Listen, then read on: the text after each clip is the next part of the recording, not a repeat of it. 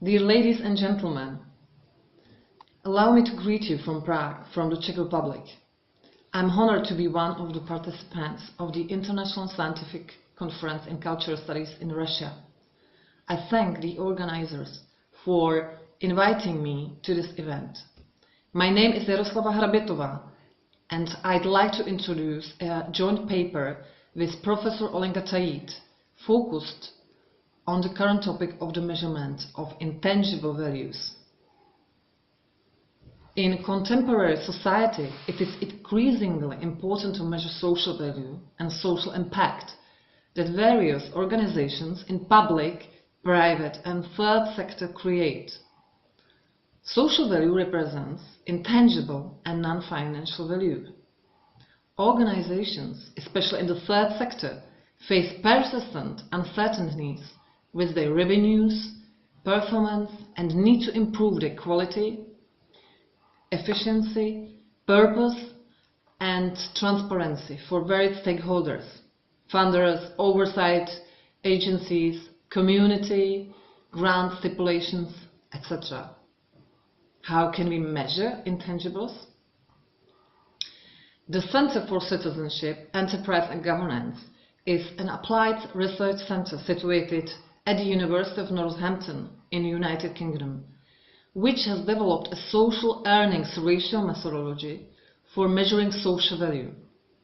Social earnings ratio is becoming the most rapidly adopted social impact analysis metric in the world, according to the Vatican Press. The social earnings metric is a powerful, all-encompassing, disruptive financial metric based on general accounting principles, GAAP, that operates at all levels.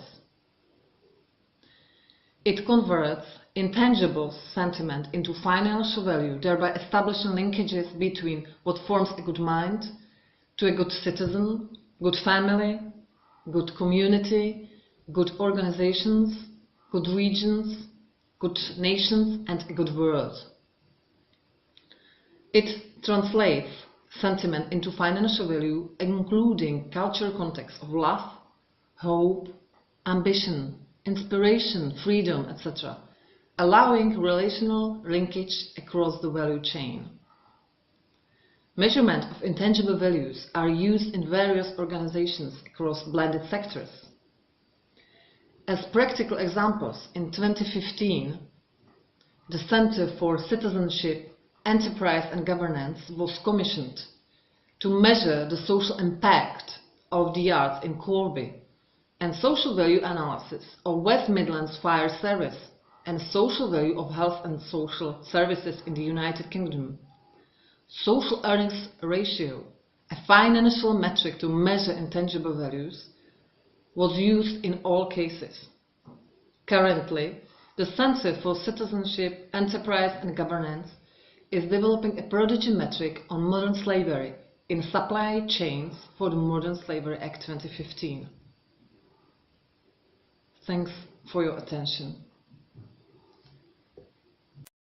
To understand culture, or frankly any esoteric concept dependent on our inner thoughts and feelings, we have to articulate our value to others and to society for both our financial value and our social value.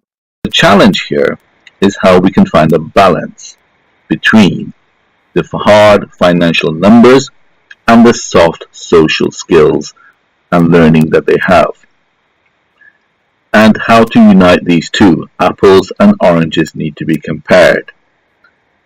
I guess when you can do that, then you need a single currency that can unite hard and soft value. And once you have that, you can do many things with it.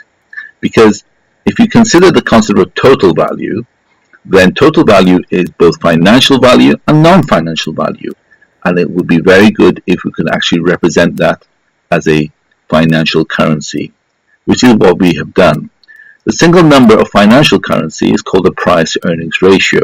We developed something called social earnings ratio, and together PE and SE form total value. That is our invention, and that is now the fastest adopted metric in the world. The social earnings ratio allows us to do many things. It allows us to look at what forms a good thought, to a good citizen, to a good family, a good community, a good organization, a good region, a good nation, and a good world, and to understand the linkages between them. This is a framework we can only do once you have one single currency.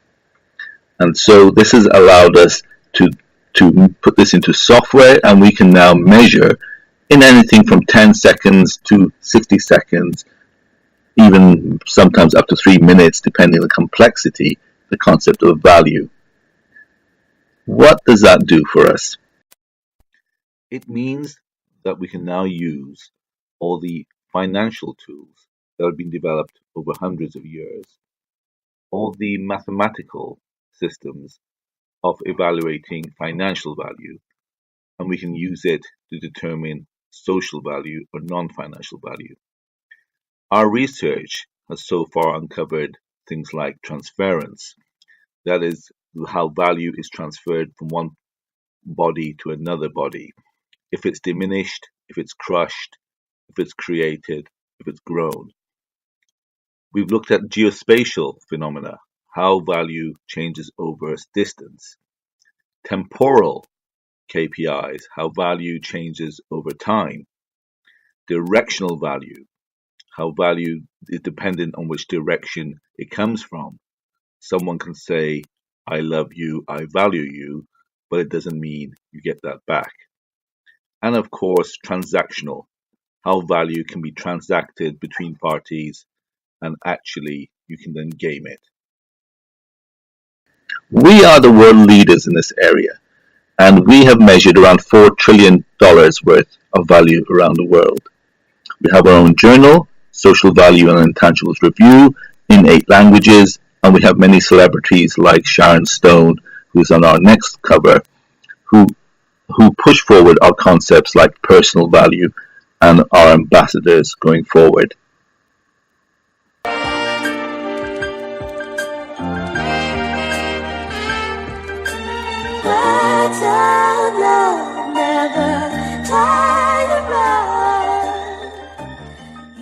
We've all got to give something back to this society. We are nothing without everybody else. I do it for everybody out there fighting. My personal value is 20.9. Why don't you go and measure yours and help us push this all forward? Of course, not everything is plain sailing. Criticism of this approach surrounds not only the ethics around the conversion of the rainbow sentiment into a dollar value, but the inevitable comparisons to the US film Minority Report and the parallels drawn there, where they control the people's actions through their values. Because if you can measure it, you can control it. For example, if you can articulate culture through a dollar value, the question arises, does this lead to recognition and more efficient transactions, or indeed oppression and control? We may say if culture follows a capacity development model, then valuing sentiment is merely capturing metadata. Others, however, would draw more dark parallels with some of our work. Some have said, for example, that with the focus of governments around the world to look at big data, to measure our movements, our behaviors, and at the moment, what they can only do is look at not only what we do, but where we do it and when we do it. But what they can't often do is understand who is doing it and their values. They cannot go down to the individual. With our personal value product, of course, we can go down to individual and equate and correlate their behavior to their values. These draws some very interesting questions around the choices we have. Thank you very much.